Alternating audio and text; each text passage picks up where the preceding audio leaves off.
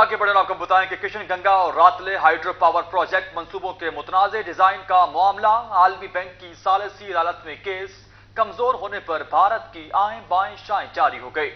मौसर दिफा की गैर मौजूदगी में नजर आती वाज़े शिकस्त देखकर भारत की फिर भागने की तैयारी। भारत की सिंतास मुआहदे में नजरसानी तजवीज करके आलमी बैंक की मसलाहती अदालत में कानूनी अमल रुकवाने की कोशिश। पाकिस्तान का किसी सूरत सिंतास मुआहदे में नजरसानी की इजाजत न देने का ठोस फैसला सामने आ गया।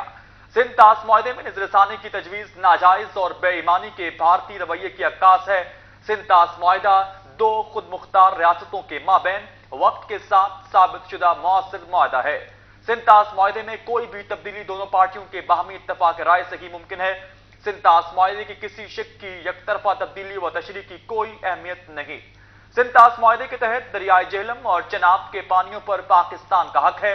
भारत के आबी मंसूबों के मुतनाज़े डिजाइन पर पाकिस्तान ने 19 अगस्त 2016 को आलमी बैंक की सालिसी अदालत से बाज़ाब्ता रुजू किया।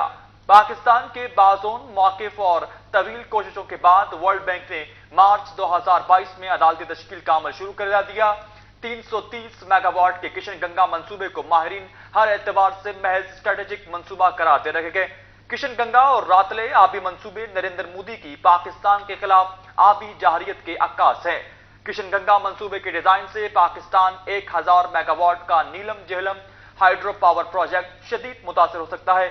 आलमी बैंक की सालिसी अदालत से भारत के भागने की हर कोशिश नाकाम बनाने के लिए पाकिस्तान का केस ठोस नुकात पर मबनी है।